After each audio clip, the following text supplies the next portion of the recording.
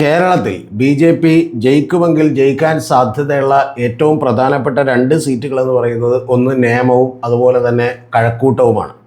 വട്ടിയൂർക്കാവിലും അവർക്ക് വലിയ സാധ്യതകളുണ്ടായിരുന്നു. പക്ഷെ അവരുടെ സ്ഥാനാർത്ഥി നിർണയം അമ്പേ പാളിപ്പോയി. കാരണം DIG ശ്രീലേഖയ്ക്ക് നിർത്തിക്കൊണ്ട് അവിടെ ജയിക്കാൻ കഴിയില്ല എന്നുള്ളതാണ് ഞാൻ വിചാരിക്കുന്നത്. മറ്റ് രണ്ട് സീറ്റുകളുണ്ടായിരുന്നത് ഒന്ന് മഞ്ചേശ്വരമാണ്. ആ മഞ്ചേശ്വരത്ത് ഇത്തവണയും ജയിക്കാൻ സാധ്യതയില്ല. അതുപോലെ പാലക്കാടും ജയിക്കാൻ സാധ്യതയില്ല. അപ്പോൾ ഇത് രണ്ടും ജയിക്കാൻ സാധ്യതയില്ലെങ്കിൽ പിന്നെ ആകെയുള്ളത് തൃശ്ശൂർ മാത്രമാണ്. തൃശ്ശൂരും പത്മജ വേണുഗോപാലിന് ഇത്തവണ കാര്യങ്ങൾ അത്ര എളുപ്പമല്ല. കാരണം FCRയുടെ നിയമ ഭേദഗതിയും അതുപോലെ ക്രിസ്ത്യൻ്റെ വോട്ടുകളും ഒക്കെ തന്നെ ഇത്തവണ കിട്ടാൻ സാധ്യതയില്ല. പിന്നെ കിട്ടാൻ സാധ്യതയുള്ള രണ്ട് സീറ്റുകൾ ഒന്ന് കഴക്കൂട്ടമാണ്. അവിടെ വി മുരളീധരനാണ് മത്സരിക്കുന്നത്. അവിടെയാണ് ഏറ്റവും കൂടുതൽ സാധ്യത എന്നാണ് ഞാൻ വിചാരിക്കുന്നത്. അതിന് ചില ആളുകൾ കമ്മ്യൂണിറ്റി വൈസുള്ള ഇക്വേഷൻസ് ഒക്കെ ബാധകമാണ്. ഞാനിപ്പോൾ അതിലേക്ക് കടക്കുന്നില്ല. ഏറ്റവും പ്രധാനപ്പെട്ട അടുത്ത സീറ്റ് അവർ ഏറ്റവും വലിയ പ്രതീക്ഷയോടെ കാണുന്ന സീറ്റ് നേമമാണ്. ഈ നിയമത്തുള്ള റിസൾട്ടുകൾ നമുക്കൊന്ന് അനലൈസ് ചെയ്യാം. റിസൾട്ടുകളൊന്ന് അനലൈസ് ചെയ്യുമ്പോഴേക്കും നിങ്ങൾക്ക് ഏകദേശം ഒരു പിടികിട്ടും അവിടുത്തെ നേച്ചർ എന്താണെന്നുള്ളത്. വലിയ സ്ട്രോങ് വോട്ട് ബേസ് BJPക്ക് ഉള്ള സംഘപരിവാറിനുള്ള ഒരു മണ്ഡലമാണ് നേമം എന്ന് പറയുന്നത്. അതിൽ യാതൊരുവിധ സംശയവുമില്ല. അവിടെ 2011 മത്സരിച്ചത് വി ശിവൻകുട്ടിയാണ്. ശിവൻകുട്ടി മത്സരിക്കുമ്പോൾ അദ്ദേഹത്തിന് അന്ന് കിട്ടിയത് 43% വോട്ടുകളാണ്. 50,076 വോട്ടുകളാണ്. അന്ന് അദ്ദേഹത്തോട് മത്സരിച്ച്, അതിനു മുമ്പ് നിരവധി തവണ മത്സരിച്ചിട്ടുണ്ട്. അതിനു മുമ്പ് അദ്ദേഹത്തോട് മത്സരിച്ച് രാജഗോപാലാണ്. രാജഗോപാൽ അന്ന് 43,661 വോട്ടുകൾ പിടിക്കുന്നുണ്ട്. എന്ന് പറഞ്ഞാൽ 2011 തന്നെ അത്യാവശ്യം നല്ല വോട്ട് പെർസെൻറ്റേജ് അവിടെ BJPക്ക് ഉണ്ടെന്ന് ചുരുക്കം 37.5% ഉണ്ട്. അന്ന് ശിവൻകുട്ടി ജയിക്കുന്നത് പോലും കേവലം 6,415 വോട്ടുകൾക്കാണ്. എന്ന് പറഞ്ഞാൽ 5.5% വോട്ടുകളുടെ വ്യത്യാസം മാത്രമേ ഇവർ രണ്ടുപേരിലുള്ളൂ. അന്ന് മത്സരിക്കുന്ന UDFിൻ്റെ സ്ഥാനാർത്ഥി ചാരുവാറ രവിയാണ്. അദ്ദേഹം അവിടെ 20,248 വോട്ടുകൾ മാത്രമേ പിടിച്ചിട്ടുള്ളൂ. എന്ന് പറഞ്ഞാൽ 17.4% വോട്ടുകളെ അദ്ദേഹം പിടിച്ചിട്ടുള്ളൂ. അതേസമയം ആ സമയത്ത് 2011 അവിടെ ഉണ്ടായിരുന്ന ടോട്ടൽ വോട്ടുകൾ എന്ന് പറയുന്നത് ടോട്ടൽ പോൾ ചെയ്ത വോട്ടുകൾ 1,41,998 ഇത്തവണ 2016 വരുമ്പോൾ അവിടെ ഒരു മേജർ ഷിഫ്റ്റ് ഉണ്ടാകുന്നുണ്ട്. ആ തെരഞ്ഞെടുപ്പിലാണ് ആദ്യമായിട്ട് കേരളത്തിൽ താമര വിരിയുന്നത് എന്നുള്ളത് നിങ്ങളൊന്ന് ആലോചിക്കണം. ചക്കയല്ല കേട്ടോ, താമരയാണ് വിരിഞ്ഞത് എന്നുള്ളത് എൻ്റെ പ്രിയപ്പെട്ട പ്രേക്ഷകർ ഓർക്കണം. ചക്ക വിരിഞ്ഞ് താമരയായതല്ല, താമര യഥാർത്ഥത്തിൽ അവിടെ വിരിഞ്ഞു. അന്ന് നമുക്കറിയാം ആളുകൾ സ്നേഹത്തോടുകൂടി രാജേട്ടൻ എന്ന് വിളിക്കുന്ന രാജഗോപാലാണ് BJPയുടെ അവിടെ മത്സരിച്ചത്. അദ്ദേഹത്തിന് 67,813 വോട്ടുകൾ കിട്ടി. എന്ന് പറഞ്ഞാൽ BJPക്ക് കിട്ടിയ ഏറ്റവും വലിയ വോട്ടുകളാണ് അതെന്ന് നിങ്ങൾ അറിയണം. അങ്ങനെ വോട്ടുകൾ കിട്ടിയപ്പോൾ അവിടെ അദ്ദേഹത്തിന് 47.8% വോട്ടുകൾ കിട്ടി. എന്ന് പറഞ്ഞാൽ സാധാരണ ഒരു മണ്ഡലത്തിൽ ലഭിക്കാവുന്ന ഏറ്റവും കൂടി 50%-ത്തിലേക്ക് അടുത്ത് കേവലം 2.2% കുറവുകൾ മാത്രമുള്ള വോട്ടുകൾ കിട്ടി. അന്നും അവിടെ 2016 ശിവൻകുട്ടിയാണ് മത്സരിച്ചത്. പക്ഷേ അദ്ദേഹം പരാജയപ്പെട്ടു. അദ്ദേഹവും പക്ഷേ വോട്ട് പിടിച്ചു 59,142 വോട്ടുകളാണ്. എന്ന് പറഞ്ഞാൽ 41.7% വോട്ടുകൾ അപ്പോഴും ശിവൻകുട്ടി അവിടെ പിടിച്ചു. 8,671 വോട്ടിന് 6.1% വോട്ടുകളുടെ വ്യത്യാസത്തിനാണ് അന്ന് രാജഗോപാൽ ജയിക്കുന്നത്. അദ്ദേഹത്തെ ആരും BJPക്കാരനായി കണ്ടിട്ടില്ല എന്നുള്ളത് കൂടിയാണ് യാഥാർത്ഥ്യം. കൂടാതെ അന്ന് സംഭവിച്ച ഏറ്റവും പ്രധാനപ്പെട്ട കാര്യം വി സുരേന്ദ്രപിള്ള എന്ന് പറയുന്ന JDUവിൻ്റെ ഒരു സ്ഥാനാർത്ഥിയാണ് കോൺഗ്രസിന് വേണ്ടി UDFിന് വേണ്ടി മത്സരിച്ചത്.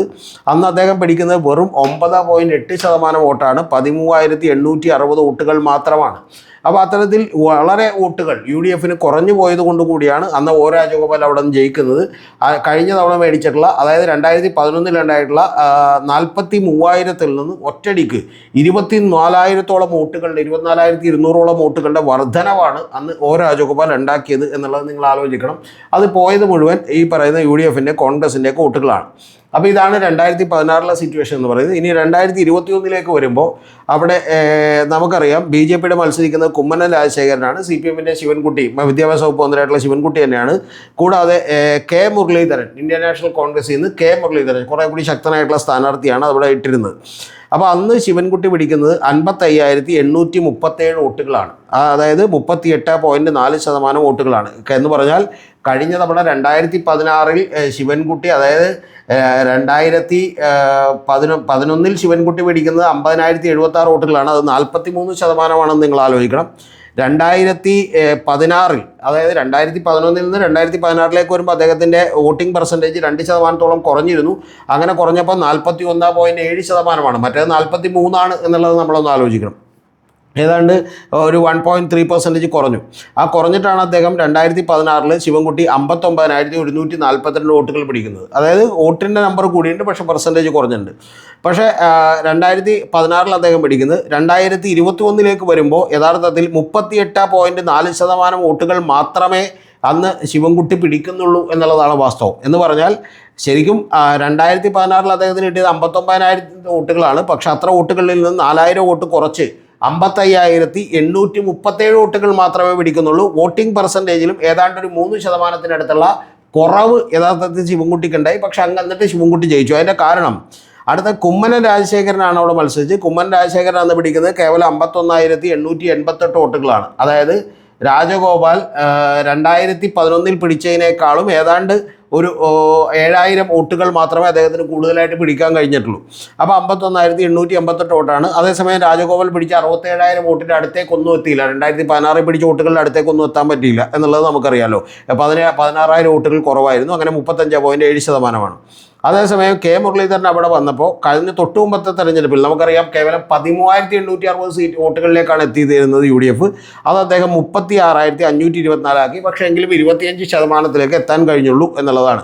അപ്പോൾ അങ്ങനെ എത്തിയപ്പോൾ വലിയ ടൈറ്റ് ആയിട്ടുള്ള ഒരു കോമ്പറ്റീഷൻ നടന്നപ്പോഴാണ് അവിടെ യഥാർത്ഥത്തിൽ ഈ പറയുന്ന ശിവൻകുട്ടി 38.4%. ഞാൻ പറയുന്നത് നിങ്ങൾ ശ്രദ്ധിച്ചേക്കണം. അതായത് 2011 അദ്ദേഹത്തിന് തോക്കുമ്പോൾ ശിവൻകുട്ടി ജയിക്കുമ്പോൾ അദ്ദേഹത്തിന് 43% ഉണ്ടായിരുന്നു 2011. 2016 തോക്കുമ്പോഴും അദ്ദേഹത്തിന് 41.7% വോട്ടുകൾ ഉണ്ടായിരുന്നു. പക്ഷെ അതിനേക്കാളും കുറവ് വോട്ടുകൾ 38.4% കിട്ടിയപ്പോഴാണ് അദ്ദേഹം 2021 ജയിക്കുന്നത്. അന്ന് ജയിച്ചത് 3,949 വോട്ടുകൾക്കാണ്. എന്ന് പറഞ്ഞാൽ അത്രയും ടൈറ്റ് കോമ്പറ്റീഷനാണെന്ന് ചുരുക്കം. ഇനി നമുക്ക് 2024 ലോക്സഭാ തെരഞ്ഞെടുപ്പിലേക്ക് കൂടി വരാം. 2024 ലോക്സഭാ തെരഞ്ഞെടുപ്പിലേക്ക് വരുമ്പോൾ രാജീവ് ചന്ദ്രശേഖർ അന്ന് പിടിക്കുന്ന വോട്ടുകൾ എന്ന് പറയുന്നത് 61,227 വോട്ടുകളാണ് ലോക്സഭയിലേക്ക് വേണ്ടി പിടിക്കുന്നത്. ശശി തരൂർ പിടിക്കുന്നത് 39,101 വോട്ടുകളാണ്. അതേസമയം പന്നീൻ രവീന്ദ്രൻ പിടിക്കുന്നത് 33,322 വോട്ടുകളാണ്. എന്ന് പറഞ്ഞാൽ BJPക്ക് അവിടെ UDFിനേക്കാൾ 22,126 വോട്ടുകളുടെ വർധനവും LDFിനേക്കാൾ 27,905 വോട്ടുകളുടെ വർധനവും ഉണ്ടായിരുന്നു. എന്ന് പറഞ്ഞാൽ വളരെ എളുപ്പത്തിൽ BJP ജയിക്കും എന്നൊരു പ്രതീതി നമുക്ക് സൃഷ്ടിക്കും ഈ പറയുന്ന പാർലമെൻറ്റ് തെരഞ്ഞെടുപ്പ് നോക്കിയാൽ. പക്ഷേ ഇത് കഴിഞ്ഞതിന് ശേഷം മറ്റൊരു തെരഞ്ഞെടുപ്പ് കൂടി ഉണ്ടായില്ല. ആ തെരഞ്ഞെടുപ്പ് എന്ന് പറയുന്നത് 2025 ലോക്കൽ ബോഡി തെരഞ്ഞെടുപ്പാണ്. ആ ലോക്കൽ ബോഡി തെരഞ്ഞെടുപ്പിലേക്ക് വരുമ്പോൾ UDF പിടിച്ചിട്ടുള്ളത് 22,246 വോട്ടുകളാണ് UDF പിടിച്ചിട്ടുള്ളത്. LDF പിടിച്ചിട്ടുള്ളത് 39,167 വോട്ടുകളാണ്. NDA പിടിച്ചിട്ടുള്ളത് 44,816 വോട്ടുകളാണ്. എന്ന് പറഞ്ഞാൽ ഈ 61 നിലനിർത്താൻ പറ്റില്ല. 44,816 വോട്ടുകളാണ്. അപ്പോൾ അങ്ങനെ വരുമ്പോൾ പോലും 5,049 വോട്ടുകളുടെ വർധനവ് മാത്രമേ ഈ പറയുന്ന ഏറ്റവും അവസാനത്തെ ലോക്കൽ ബോഡി തെരഞ്ഞെടുപ്പിലേക്ക് വരുമ്പോൾ അവിടെ നിലനിർത്താൻ BJPക്കും NDAക്കും കഴിയുന്നുള്ളൂ എന്നുള്ളതാണ് വാസ്തവം. തൊട്ടടുത്തുള്ള വട്ടിയൂർക്കാവ്, ഈ 2 മണ്ഡലങ്ങളിലാണ് തദ്ദേശ സ്വയംഭരണ തെരഞ്ഞെടുപ്പിൽ അവർ മുമ്പിലെത്തിയത്. ഒന്ന് നേമത്താണ്, രണ്ടാമത്തേത് വട്ടിയൂർക്കാവാണ്. വട്ടിയൂർക്കാവിൽ 2,497 വോട്ടുകളുടെ ഭൂരിപക്ഷം മാത്രമേ ഉള്ളൂ. പക്ഷേ ഇതെല്ലാം ഞാൻ നിങ്ങളോട് പറയുമ്പോൾ നമുക്ക് കേൾക്കുമ്പോൾ, നമ്മൾ ഈ കണക്കുകളൊക്കെ കേൾക്കുമ്പോൾ നമുക്ക് തോന്നും ഇവർ എളുപ്പത്തിൽ ജയിക്കുമെന്ന് തോന്നും. പക്ഷേ നിങ്ങൾ അറിയേണ്ട ഏറ്റവും പ്രധാനപ്പെട്ട കാര്യം 2024 തെരഞ്ഞെടുപ്പിൽ BJP ലോക്സഭയിലേക്ക് മാക്സിമം വോട്ടുകൾ കേരളത്തിൽ നിന്ന് മേടിച്ചിട്ടുള്ള ഒരു തെരഞ്ഞെടുപ്പാണ്. എന്ന് പറഞ്ഞാൽ 38 ലക്ഷത്തോളം വോട്ടുകൾ മേടിക്കുകയും അവരുടെ വോട്ടിംഗ് പെർസെൻറ്റേജ് NDAയുടെ മൊത്തത്തിൽ 19.6% നിൽക്കുകയൊക്കെ ചെയ്തു.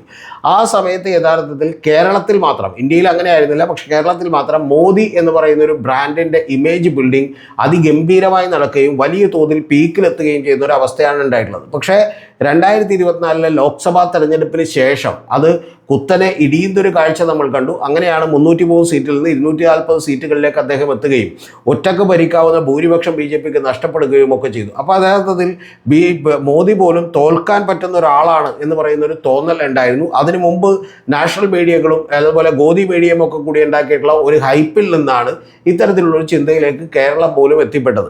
പക്ഷെ അതല്ല എന്ന് മനസ്സിലാക്കുകയും ആ ഇമേജിന് വലിയ തകരാറുണ്ടാവുകയും ചെയ്തതിൻ്റെ ഭാഗമായിട്ടാണ് വീണ്ടും ലോക്കൽ ബോഡി തെരഞ്ഞെടുപ്പിലേക്കൊക്കെ വരുമ്പോൾ ഒരു 14.7% വരുന്ന വോട്ടുകൾ മാത്രമേ BJPക്ക് അവിടെ നേടാൻ കഴിഞ്ഞുള്ളൂ. പക്ഷെ എങ്കിൽ പോലും BJP 5,000 വോട്ടുകൾക്കെങ്കിലും മുന്നിൽ വന്നിട്ടുള്ള ഒരു മണ്ഡലമാണ് യഥാർത്ഥത്തിൽ ഈ പറയുന്ന നിയമം എന്ന് പറയുന്നത്.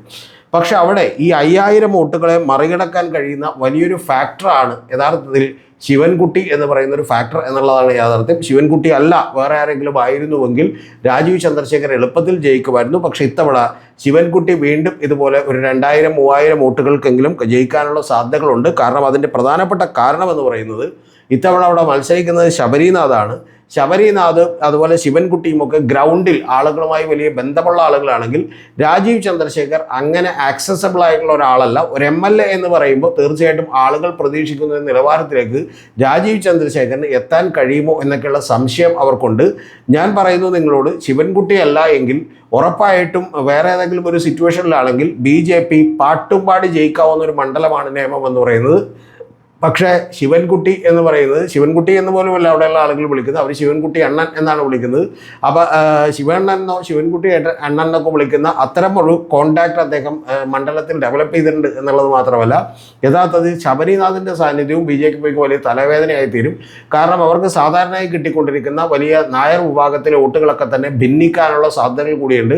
അത് ശബരിനാഥ് ഇത്തവണ അവിടെ പ്രചരണം നടത്തിയപ്പോൾ വേണമെങ്കിൽ ജയിക്കാൻ പോലുമുള്ള സാധ്യതകളുണ്ട് എന്ന് പറയുന്ന ഒരു പ്രചരണത്തിലേക്ക് എത്തിയിട്ടുണ്ട്.